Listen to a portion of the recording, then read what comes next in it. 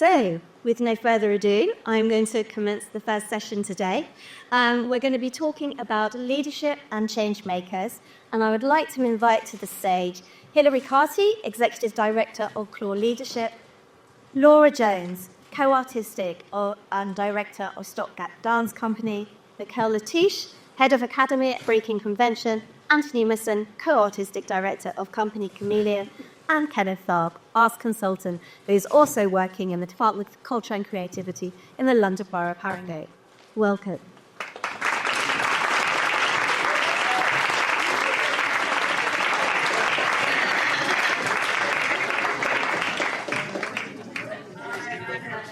Who's going to super me on the dodgy sofa? Anthony is brave Anthony. Thank you. There's got to be an element of drama here somewhere, hasn't there?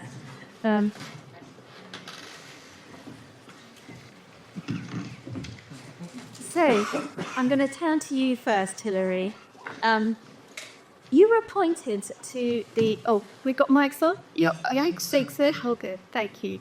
And so you were appointed to the Executive Director of the Clore Leadership in 2017. Before that, you obviously had a range of other jobs, including as a consultant, working across many different businesses and industries.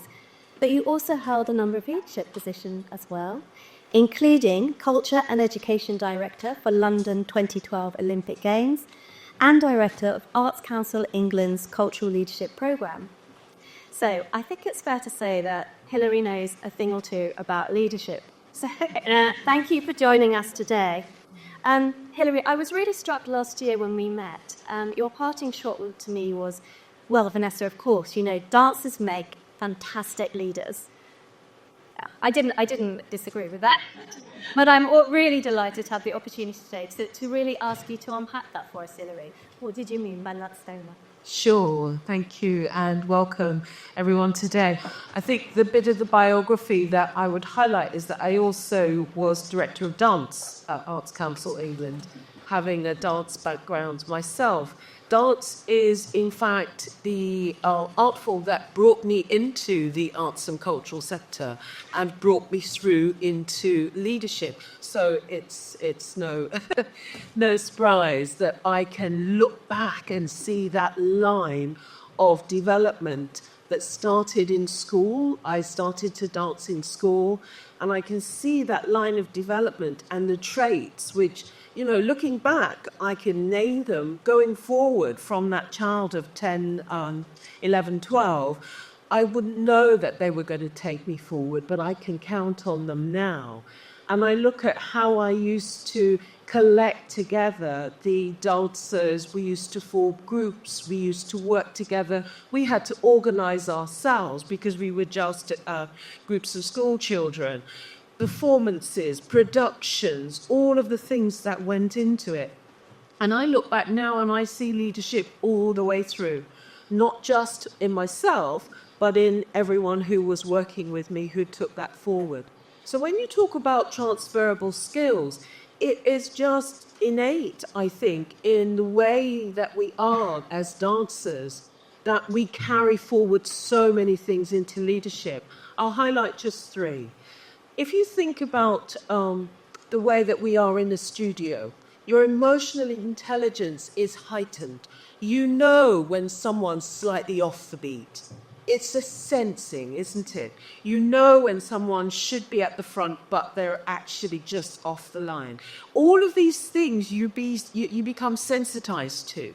Well, if you take that into leadership, it's exactly that same emotional intelligence that you look at when you are working with teams. If you look at issues of complexity, well, anyone who's worked through a choreographed sequence can tell you about complexity. What rhythm is it? Are we on 4/4, 2/4, 8, 6s, 7s? Where are we? Are we on the beat? Are we off the beat? What count do we? We are handling complexity the whole time. How are we moving the arm? Is it straight up or do we want to lift it up? All of those things give us that issue of managing things that might seem straightforward but are actually quite complex. So complexity is in our beings, and we're used to dissecting analysing, stripping things down, and then building back up again. Well, it's exactly the same in leadership. If you look at organisations, business plans, you've got to strip it down, you've got to put each part in the right place and then build it back up again.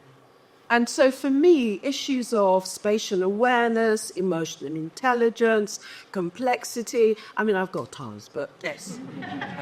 But all of those things, we handle that in the studio, on the stage, all the days of our lives. And if you then transfer those into leadership roles, I see it happening every day. It never surprises me when I talk to a leader and they tell me they have a dance background. Yeah. Thank you so much, Hilary. Thank you. There's lots of things that we might come back to there. But first, let me turn around and just ask Anthony. Contemporary thinkers say that leadership is not about a job title. It's not about having a fancy corner office. It's more about a mindset, behaviours, people that really are willing to step up and put themselves out there and lean into courage. And I just wondered, Anthony, with your really extensive international career, how that resonates with you, really, and also be interested to know a little bit more about what was the pull that brought you back to Manchester, to your roots.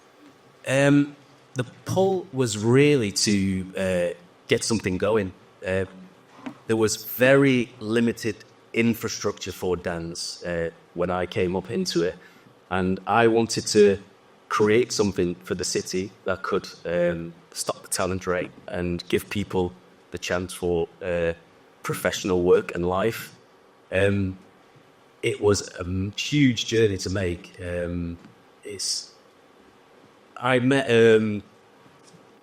who I founded the company with at a youth dance theatre. We were 10 and 14 years old, and said, would it be amazing to tour the world and then come back home and create something that the city could be proud of?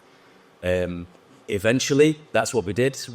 I moved back from Vienna, he moved back from Canada, but we didn't know how to start a company. We were good dancers, we had a lot of artistic knowledge and experience, but we lacked business education, we didn't know about governance, we didn't know about organizational structures, so there was a baptism for us. There was a huge learning process and not really obvious places to find out about how to do those things.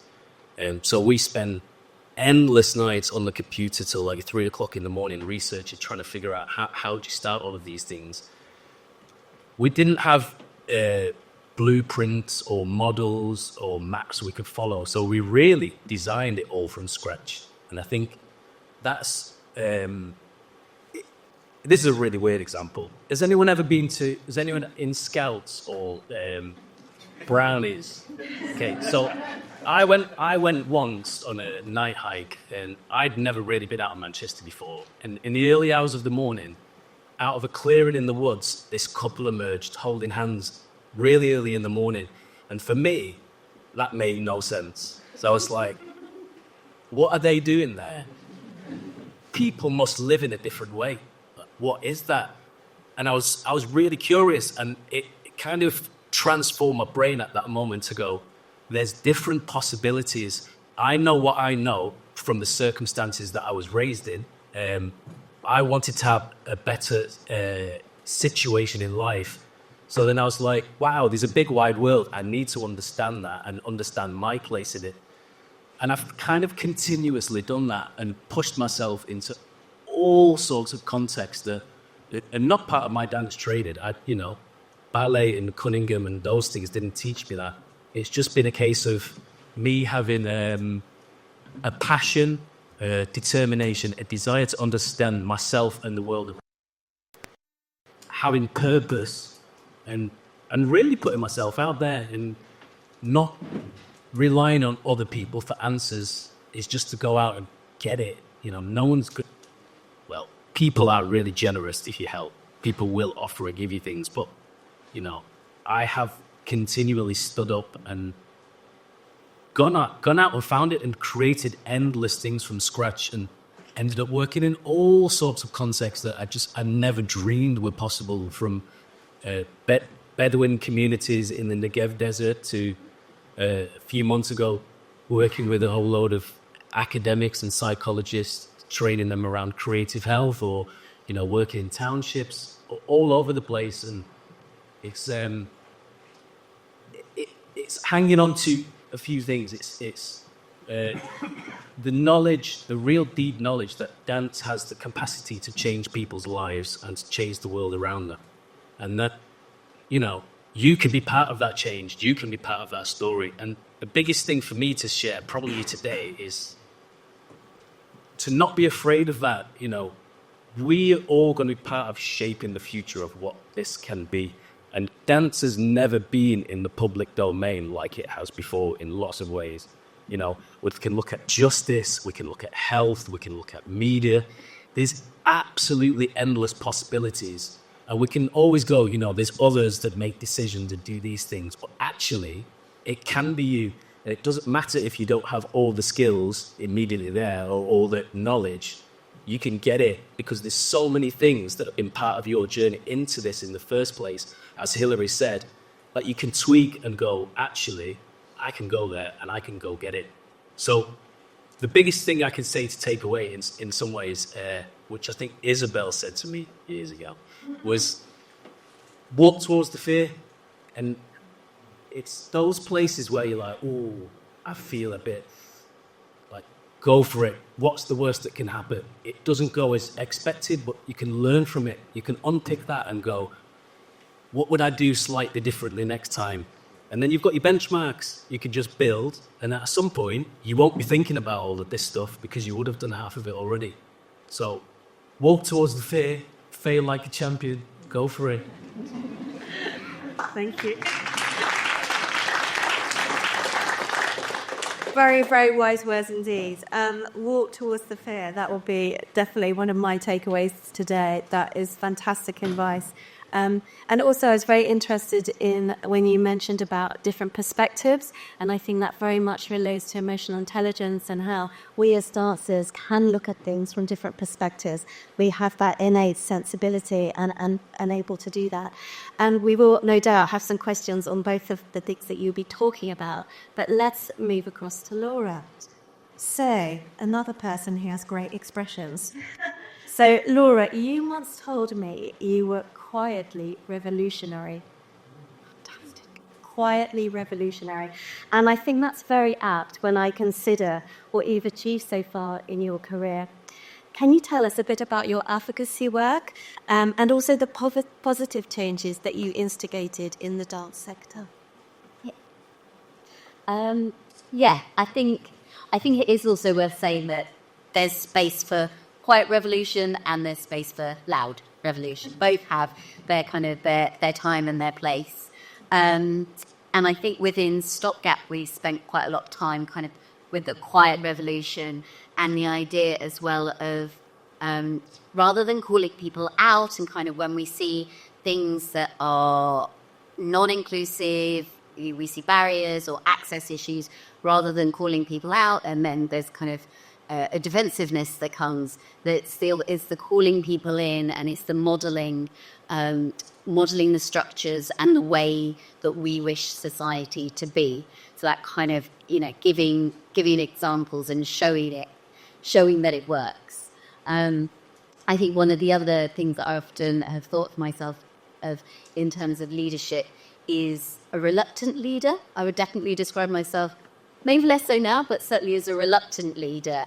And I think it comes from the seeing the barriers and being aware of the challenges that marginalised and in particular disabled aspiring dancers face.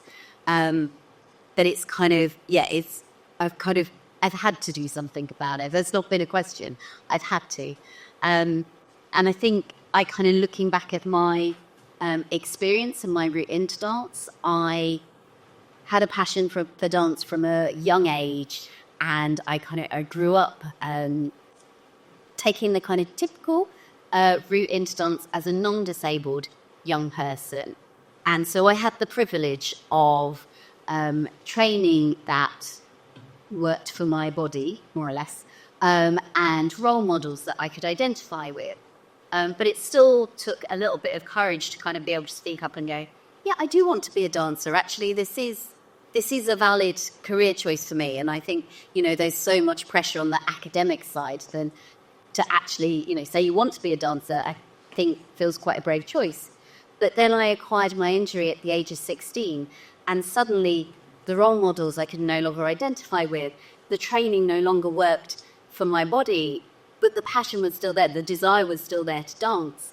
And it kind of made me think that I'd had that privilege for 12 years, but for someone who didn't have that privilege, how would they then get access into dance? And kind of knowing how important it was for me to continue dancing and to keep that sense of self, because that, like, at heart, I'm a dancer, and that kind of kept there. So that was kind of what really drove me then to kind of try and create opportunities for others.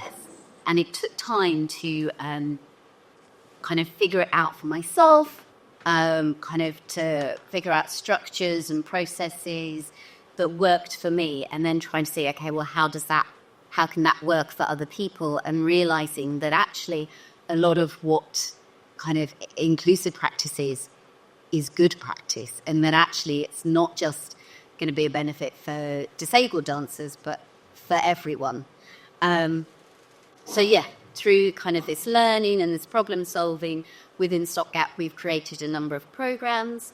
We have the Iris Dance Syllabus, which is a syllabus specifically aimed for young disabled aspiring dancers, and it has the focus on a skills-based syllabus. So rather than starting with an exercise and assuming people will be able to understand their bodies by doing an exercise, it starts with the skills and unlocking the skills and finding different ways to discover skills, and then kind of putting that into the structure of an exercise, because learning and remembering movement is also a dance skill, but it's only one of the skills that we need as dancers. We also have Seedfed, which is our teacher training program where we invite other people with lived experience of disability to lead and share with teachers kind of what they wish teachers knew when they were teaching them, because realizing that we can't teach everyone, we can't reach everyone, so we've got to kind of spread the net wider and like make the inclusive practice more commonplace. Also through kind of partnering, and this kind of way that advocating for others has kind of become natural. And the kind of supporting others to have a more inclusive approach. Do you want to also wear? Not quite anything yet. But just the kind of note to finish on is that talking about inclusive approach, but I'm also very aware that there are, language is really, really important. And it can really affect how people identify, how people feel welcome or excluded within a situation. And so there are kind of movements about inclusion. Is that the right word? Maybe it does feel a bit gatekeepery, who is including who. A little bit like the line from Live Fixture, which is Stopgap's current work, where we kind of looked at the access for the audience. And it has a line in there that we're no longer interested in being invited to your table. We invite you to our table instead. And I think that kind of really resonates, and thinking about how, whether we call it inclusive practice or what practice we call it, has the benefit to everyone. And whether they are working with diverse dancers who've been marginalised, or quotes mainstream. I think I'm trying to remove mainstream from my vocabulary, because I think mainstream should be everyone. That should include all minorities, all marginalised people. And that actually if a company, an organisation, a training institution, a structure doesn't work for everyone, they're not mainstreamed. They're actually exclusionary. So, trying to kind of just shift that lens and kind of be aware of language as how that actually, how that then affects people. Thank you.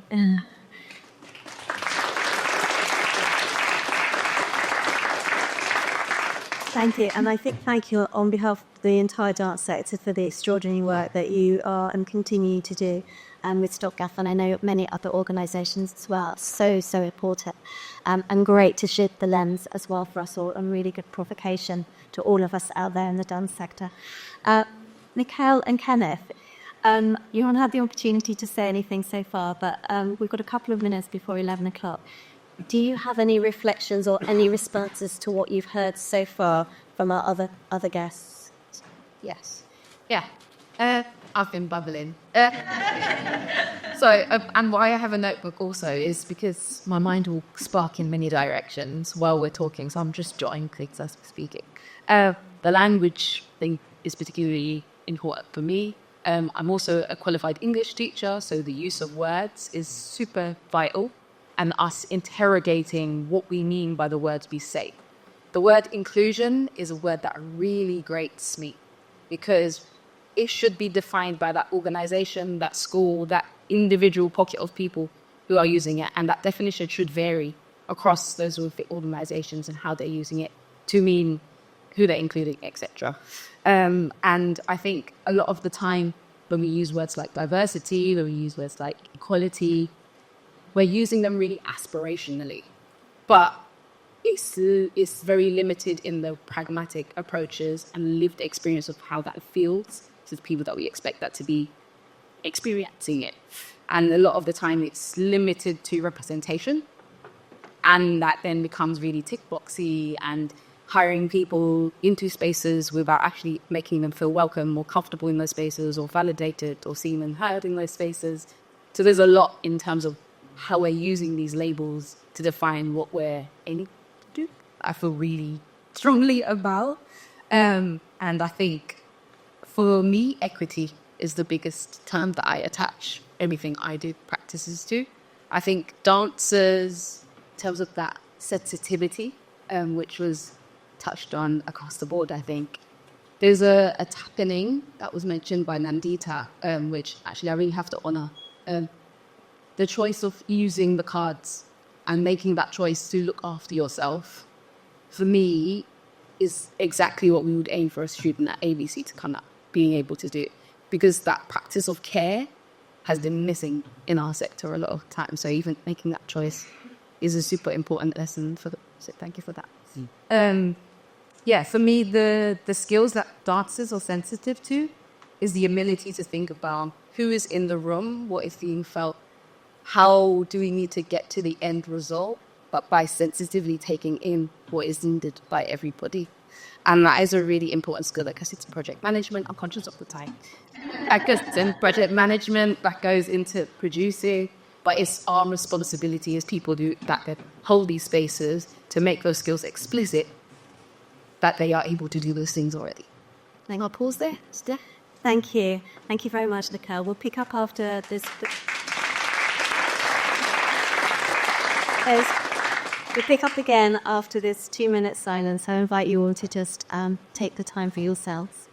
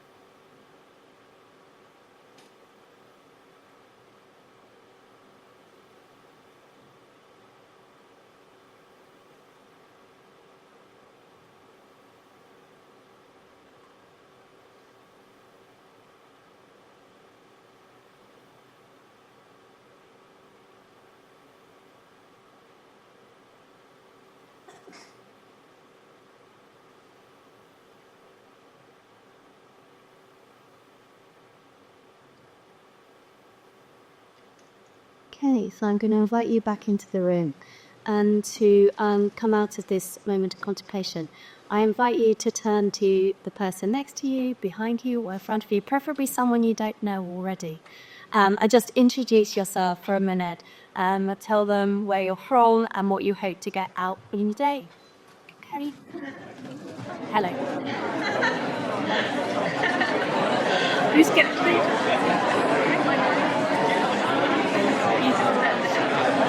that's really it. Yeah, that's it's like a sadie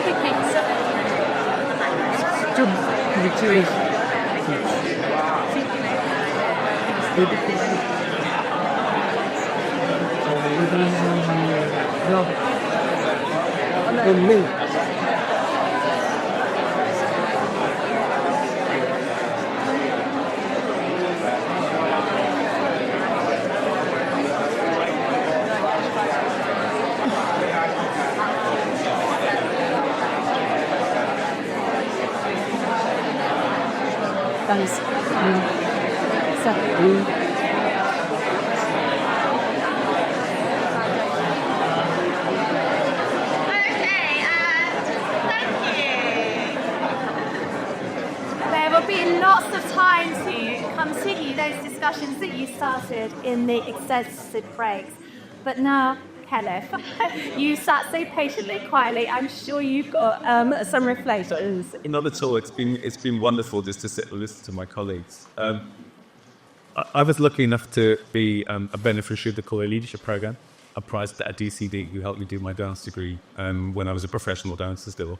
And even to put my name forward for the Clore program, I had to consider, well, what do I know about leadership? I've been dancing for 25 years, but what do I know about leadership? And then I came to the conclusion, rightly or wrongly, arrogantly or not, that actually dancers are already leaders, especially if you've been a choreographer or you're a teacher.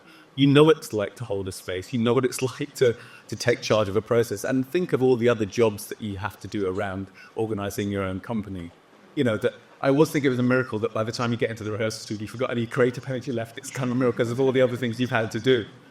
So I think convinced myself by the time I applied for that, the dancers already know something about leadership, but perhaps in a different context and maybe with a different set of language around it. I was provoked into writing my own forewords from Hilary's very succinct but there are lots, aren't there, Hilary? But I wrote down four, and I'll maybe say a sentence about each. I wrote down resilient, curious, connected, and team players. There's a notion of leadership, isn't there, that leadership is about knowing what to do next and knowing the answer.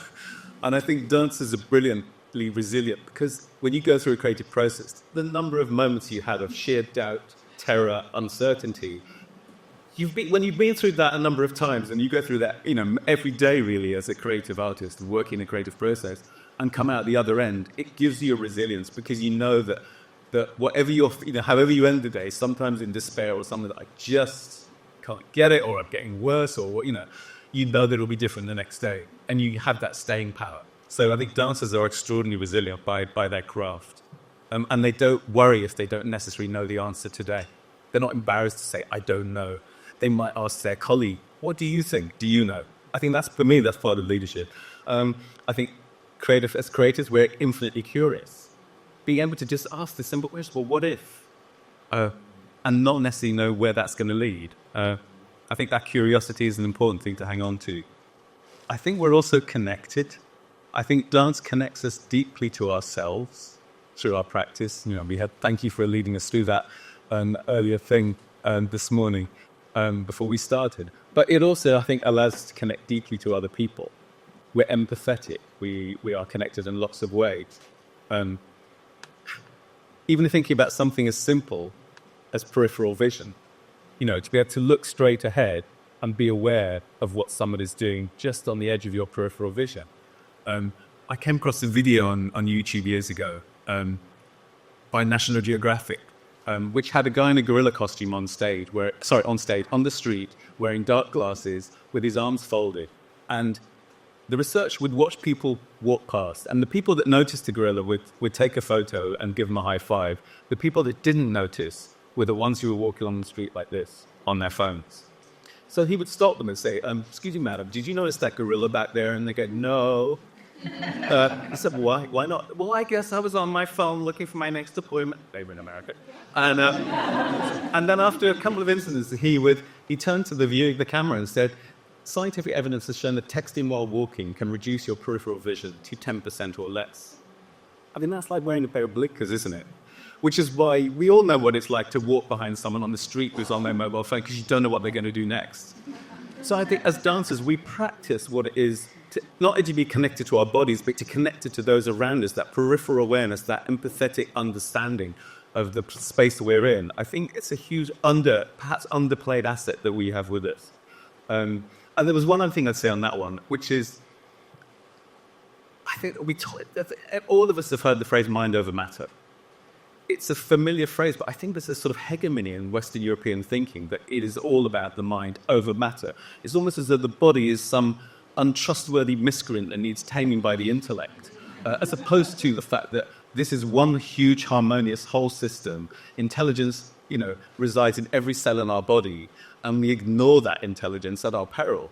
Dancers practice connecting to that every single day, and I think it gives us, it's our hidden power, I think. So we are both mind and matter together. And then team players. I remember when on the Clore program, we had a lot of conversations about what leadership meant and what styles of leadership. And I think there was a real unanimity amongst my cohort of 26 other fellows that we'd moved past what some people might call the soapbox leader. You stand up on box and points the direction, we're going this way.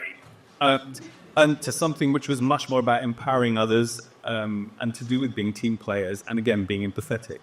But, Vanessa, I've got time for one short anecdote that maybe comes to the heart of what I think I could contribute.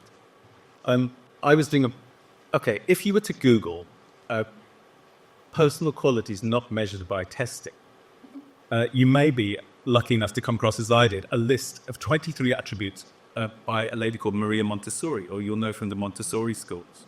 I'm going to whiz through them at really high speed, just so you know what kind of territory we are.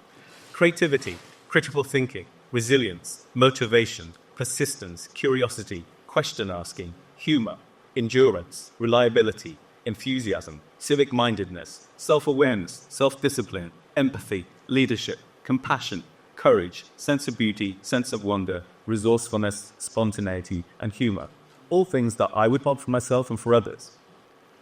As a dance artist, I was doing a 10-week boys project in Suffolk, working with these 15-year-old schoolboys. I also had another young group as well.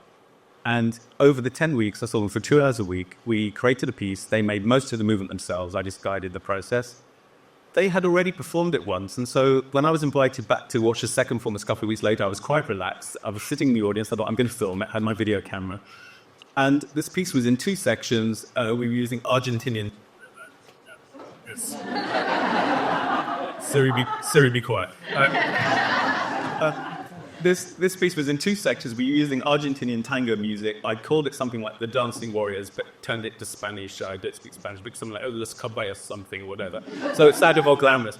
And in between the 2 pieces of music, there was a space of about 10 seconds where one boy, alone on stage, was moving in silence. And then the music was meant to kick in. And I'm sitting in the audience, and the music doesn't come on. And I'm turning to the back to see if I can see the guy in the sandbox and the lighting guest, and I can't see him and he can't see me. And so I was about to stand up and go, ladies and gentlemen, I'm sorry, we're going to have to pause the start of this section again, slight technical hitch. But the thing that stopped me was, this will be familiar to anyone who's worked with young people, through all the weeks of rehearsal, I'd say to the boys, no matter what happens on stage, you keep going. And they did. And while I'm sitting there nervously thinking, what the hell is going to happen? By now, all the other boys had come on stage. And then after about what I know now was 30 seconds, but felt like half an hour, the music eventually came on. And so I breathed a sigh of relief. And then with the next in-breath, I started to panic again, because I thought, what's going to happen when they get to this bit and that bit? We were so out of sync. Now, but I restrained myself. I just thought, okay, I'm just going to watch to see what happens. Key point in the dance, about 3/4 of the way through, each boy is upstage, and they each have 8 counts in canon, one after the other, to do their movement going downstage towards the audience. When it got to the last boy, he did his 8 counts, and then he improvised. And he jumped over another boy and he wiggled and he did all this stuff I'd never seen him do before. And he ended up downstage left on exactly the right note of music, and we were back in sync. And about a minute later, the dance finished. Now, by the time the audience were giving him a standing ovation, I was in cardiac arrest. But I went backstage and I spoke to them all. I just said, look, I am so proud of you. For you, all the way you just kept going, and I couldn't have asked for more, feather in all your caps. I went to this one boy and I said, I know the pressure that takes, under performance pressure with the adrenaline and the life and everything, for you to have had the presence of mind just to trust your instinct and take that decision was a lifesaver. Because if he had just obediently followed the script, it would have been a disaster. We would have had to stop it anyway. Two things I'll say about him. I'm on the home straight here with the story. That boy came from I knew two things from his form teacher. One, he came from such a broken home that his twin sisters had actually separated from their parents. So he had a very challenging home life. The second thing is he wanted to join the army.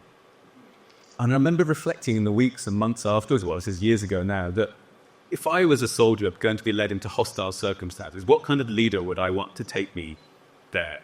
The person who, faced with something unpredictable and sudden, is flicking through the manual looking for the answer of what to do next in a situation that they can't find. Or the person who, maybe wordlessly, just indicates, and we follow. I know which person I'd put my faith and trust in.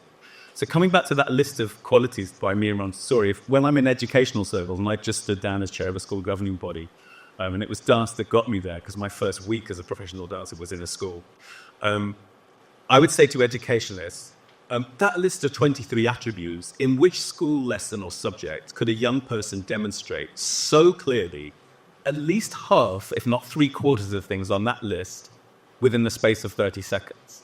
Because that's what I saw that young man do. And when you say it like that, people go, oh yeah. That's the reason why young people, as part of their education, should dance. Not because they're necessarily going to become professional dancers, that's for the very few, but because of the things, the attributes and the skills and the qualities that they will nurture and develop in themselves that they won't learn sitting behind a desk. Whether they're academically gifted or not is not the issue, but what they will discover through the practice of dance, you can't put a price on it. So I think that's what we as dancers bring to the workplace. It's all those things that we practice every single day. Thank you. So yeah. Thank you so much, Kenneth.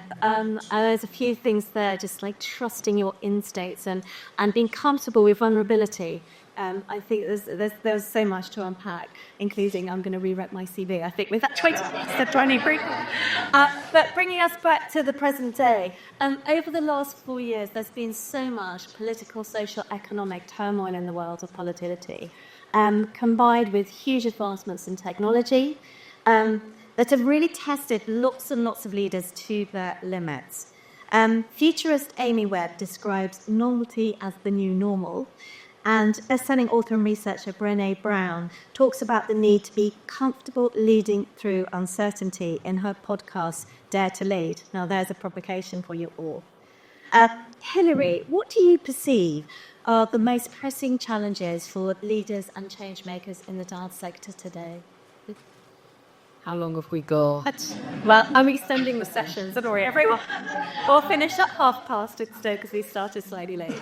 Honestly, I mean, the list is absolutely huge. And one thing I would say is we have very recently counted at Clore Leadership.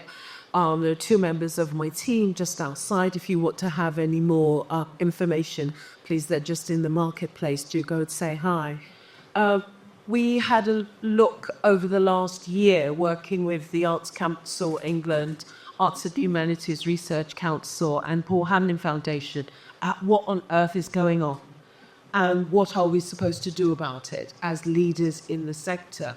All the shifts to workplace practice, workplace expectations, all of the issues about leading ourselves, leading others, leading institutions.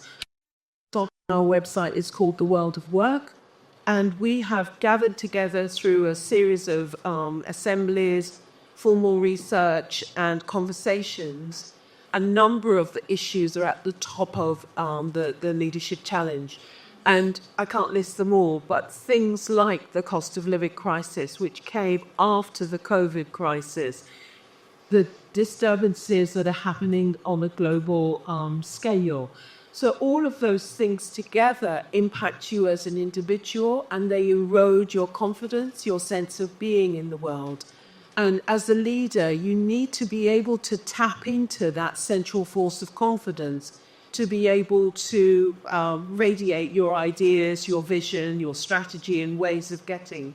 And when you're feeling the vulnerability right at the core, it's quite hard to do that. So it goes way beyond juggling the budget and managing issues. It's something that taps into ourselves. So looking at issues of connectivity, as Kenneth mentioned, connectivity to who we are, what we are, why we're here, but also connectivity to those around us and tapping into that resilience. One of the things that I always mention when I talk to people on our courses is that actually resilience comes from being able to pick up the phone or WhatsApp, what have you, and say, hi, it's Hill. That's when you know you're resilient.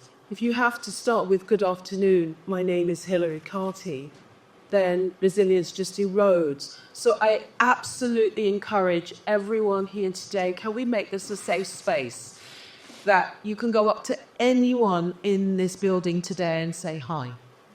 Because actually being able to say hi, being able to tap into the networks that are around you is one of the ways that we can really keep ourselves going through the challenges and the turmoil. Sorry, you'd asked me about the challenges, and they are about managing issues, managing the world around us and finding how we could be in that space. But they are practical, they are financial, they are about how on earth do we keep going when nothing seems to be certain anymore. I remember when I was first in this arena, we used to do 5-year plans. Ha ha. 5 years. Who would dare? I have just recently at Clore Leadership, we've written a 5-year strategy. That's as far as I would go. And it's something that we say we're going to drop down every year on an annual basis and make that into a plan. Because actually being able to look 6 months ahead, being able to predict 1 year ahead, if you can do it, can you please call me? Because I'm quite hard to plan. But just being able to hold that and to be able to say, yes, I know I can't see and I can't predict, but I'm going to keep going. Those are some of the challenges that I think are really gripping us at the moment, as well as the circumstances. How do you keep going when you know not what you face? Thank you. Thank you, Hilary. And you made me feel much better because I have not written more than a 1 year business plan for a very long time. So that's good to know. But that importance of connectivity is a real opportunity today, as Hilary said, to speak to people who are gathered. I'll turn now, I think, to Niquelle. You talk a lot about radical empathy and how you reconcile these ideas in your new responsibility as head of a counselling Breakin convention. Love what you said about strategies versus plans. It kind of does link to what I was thinking about with regards to this question. I reclaim the word radical. A lot of the time it is used negatively with quite negative connotations and assimilated with a lot of things that are about ostracizing, but actually to be radical is to create new spaces or new ways of practicing, new ways of doing things that are different to the way things are typically done. My whole career has been doing that in every place that I've ever been, and a lot of that has been based on my own lived experiences as a young black working class of migrant heritage young person from East London. And I have to explain those nuances because intersectionality is super vital when thinking about this conversation of leadership. Because navigating as a leader, when I know I enter boardrooms and half the room look at me like, who's this fetus? And then therefore disrespect half of the things I have to say, and then it takes me 6 months longer to be heard, is the reality of my lived experience. And why I say that, and actually feel quite emotional when I say that, is because it's hard. And I'm trying to advocate to young people because I've been since 17 working in education. And I started in schools that were for pros, supplementary schools, the spaces where students were already ostracized. So the students that I am used to holding are the students who have already given up on themselves. And I love that you mentioned Montessori. My stepmom is a Montessori nursery leader. And their practices is about meeting the child where they are. That's the ethos, underpinning of that ethos. Start where they begin and see the person for what they already have and use your skills as professional to draw out and make explicit what they're already innately able to do and help them build, give them the tools. As a leader now in terms of the roles I've had as what I do in my own collective and now head of Academy Breakin, a lot of what I'm seeking to build is community practices that are to support those young people who their whole lives have seen uncertainty. I'm very conscious that I'm a 90s baby and I've never seen a consistent government my whole life. I've never seen a consistent educational practice. I've gone through 3 exam provision structures. We've changed grading systems. We've gone from put all the tables together, we're collaboratively learning to teach from the front. We've never had certainty.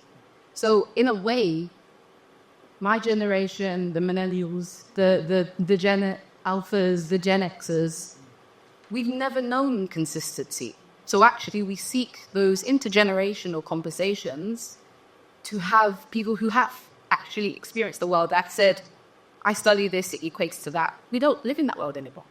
Our sectors have merged. Our skill sets require transfer across different jobs and opportunities. But we develop these skills because we've survived in a world that has always been quite chaotic for us. But we've developed real resilience as a result in a way that we haven't even known we're able to do it. I found out maybe a couple of years ago that I've been producing. I never knew the word producer. And I've just been making things happen. I've been the person that's happy to have a spreadsheet for everything and do all the nitty-gritty jobs. The term producer, because of my lived experience, was never exposed to me before going to do a course and say, oh, wait, I do these things already. And I think it's that empathy building is being able to not necessarily put yourself in somebody else's shoes, because even if I had an identical twin, we would have different lived experiences. It's the ability to be able to hold the nuances of that person's experience and know that they're coming with an experience that is valuable. So when you then employ somebody, I'm very careful in terms of when I hire people, what are our practices to do that? Are we actually practicing fair recruitment? Are we thinking about what a team attribute is and who we're bringing to that space? I'm not a parent, so I can't consider what parent concerns are. So I need parents in my team. I need people who are going to speak to generations above and below me. I need people who are going to have skill sets that, I don't know what TikTok works as and functions at, and I'm a millennial, right? And even when we're thinking about the course and the recruitment for it, we ask as application, what do you hope to develop on this course? And that's not because we're just curious. I cannot pretend I know what young people today need. I know on a grand level of the general gaps in our industry, etc., and education, but they are living that environment now. Half of them that are going to come to this school had their teen years in lockdown. My teen years were knocked down ginger and not latched door kids. It's a very different world. So I'm very conscious of that empathy being about really listening, which is also why I'm always learning. I jot things down in every conversation. I take notes in every single conversation because I'm always absorbing. Because it's a life journey to keep learning. So for me, in terms of how I see empathy building, it's a consciousness to stay curious and remaining aware that everybody is bringing a world of lived experience to the room that should be listened to.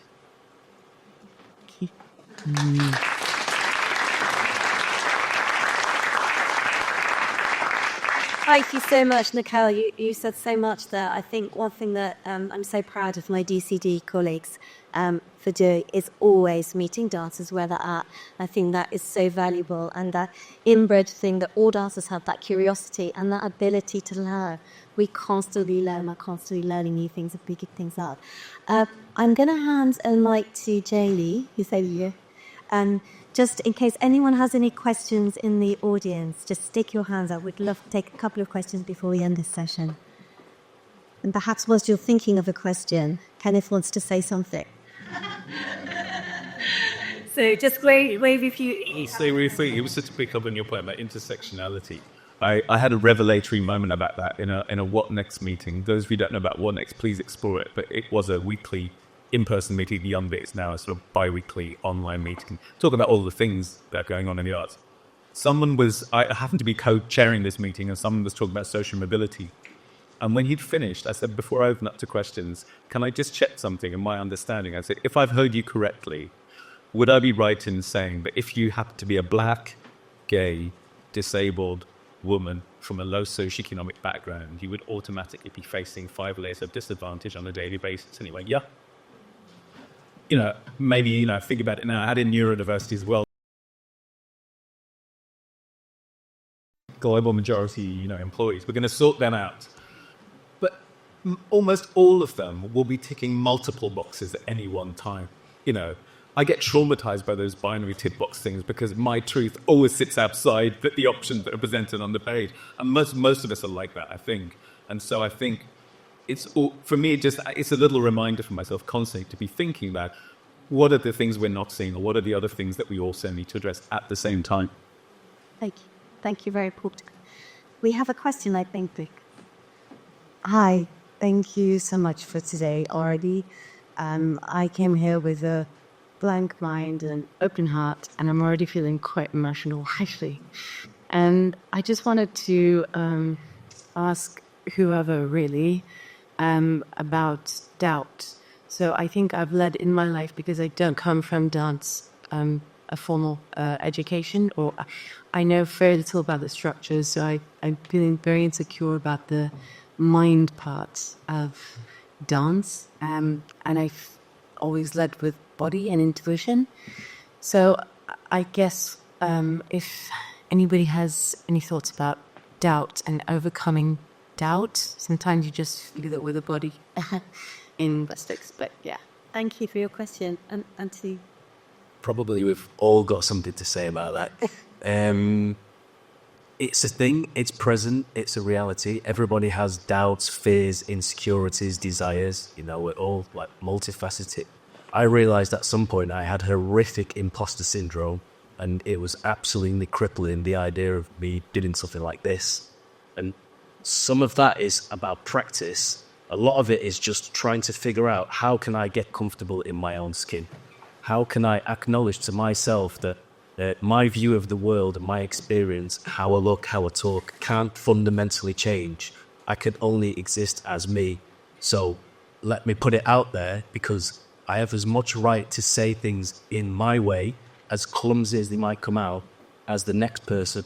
And people kind of get that it's okay to acknowledge your vulnerability, to say, I don't know, or this is clunky or whatever. And be kind to yourself in a way. Test it out. Everybody has these things. Thank you for the question.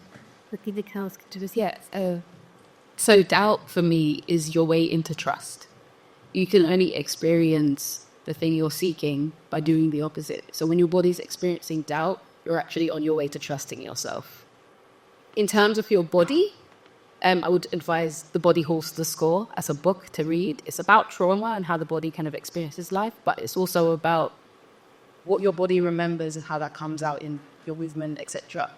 You're doing exactly the opposite of what I did. I went to classes, I did all of those things. I didn't train in the traditional routes, but now I'm actually going towards a more intuitive movement. If you're already there, I'm telling you, you're onto something beautiful. Stick with what your body is telling you. This is the thing that you own from birth, and it always guides you with what is like really pulling your spirit. So like, as words of keep going, please go. Thank you. Thank you. That's so positive. I see someone else has got a question. We'll take one more and then we'll read to... Thank you so much. This is really beautiful, by the way. This is like having you all up on the stage in this moment. Yeah, I'm feeling quite emotional too. I think it's a really beautiful moment. And I came here with an intention. I'm of Turkish background, in Enfield, by the way, so next door.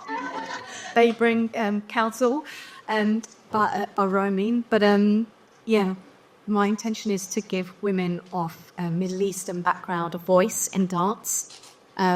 What you might all know as belly dance, but we call it something different. So to change the lens on that. And I want to go from being freelance into building my own company. I just wanted to know, what advice do you have for that transition, of where to start, whether it's with bonding or anything else? Yeah. Or does anyone want to? I could say a few words. You want to? I would honestly advise you. We have a marketplace today in the mix. There are some really exceptional organisations in there. We have Equity, we have One Dance UK, we have People Dancing, DCD, Clore Leadership. I really encourage you to go and speak to some of those people who will really be able to give you the best advice for your specific scenario, if that's okay. I'm not trying to ditch, but that's a big subject. But there's lots of people here today who will really be able to sort of support you with that. And I think we all wish you the best of luck with it. It sounds really exciting. So, and that will be my student. Also to say, having founded and set up a company, come and find me later. Thank you, Ansi. That's really kind. We're going to close the session now. But before we do, I'm just going to ask you for a moment of reflection. I'm going to give you a little bit of homework at the end of this session. And I'm just going to ask you all to think, what is the one most important thing that we as the dance sector need to do more of, differently, or better to nurture the types of leaders and change makers that will have the greatest impact and influence in the future? Innovate one more time. What is the one most important thing that we as a sector need to do more of, differently, or better to nurture the types of leaders and change makers that will have the greatest impact and influence in the future? And I'm not going to ask you to tell me now, but what I am going to invite you to do is find a Post-it note and stick it on the window, or put it in the chat function. So now I'd just like to really thank the contributors for today. Most of them I think are going to be sticking around all day, so please find them and chat to them. But thank you for sharing your experience and insight.